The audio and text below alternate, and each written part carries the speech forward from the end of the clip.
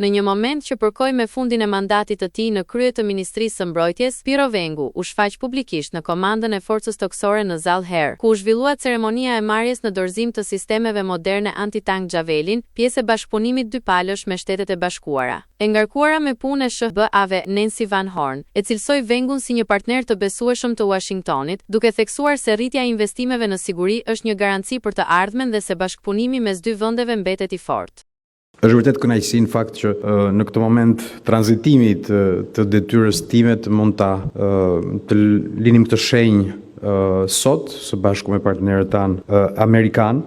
Sot dorëzojmë në forcën toksore sistemin Javelin në tërësinë e këtij komponenti të porositur prej vitesh dhe pjesë e një bashkëpunimi të ngushtë me Shtetet e Bashkuara. Ky sistem nuk është thjesht një simbol force dhe kapaciteti do thoya unë, është dhe një mesazh qartësie strategjike. Lux është një shtyllë e shtetit dhe një kusht ekzistence për një shtet serioz që dëshiron të jetë një hallkë fort në të gjitha proceset që na presin dhe veçanërisht për sa i përket anëtarësimit në Bashkimin Evropian. Dhe shtetet serioze padyshim investojnë në kohën e duhur dhe jo kur është vonë. Faleminderit të gjithëve për gatishmërinë, mbështetjen, durimin shpeshherë, sikundër dhe për kushtimin e përditshëm shpeshherë jashtë projektorëve, po gjithnjë me shumë mirënjohje dhe dedikim. Rritja e angazhimit tuaj për sigurinë është një kapar për të ardhmen. Ne jemi krenar që jemi partner në këto përpjekje, gjithashtu dua të them që jemi teje të lumtur që të kemi mundësinë të kemi këtu ministrin, i cili ka qenë një partner shumë i fortë i Shteteve të Bashkuara në muajt e fundit dhe jam teje të kënaqur të shikoj këto sisteme. Ceremonia mori një domethënie të veçantë edhe për faktin se vjen në prag të largimit të tij nga detyra.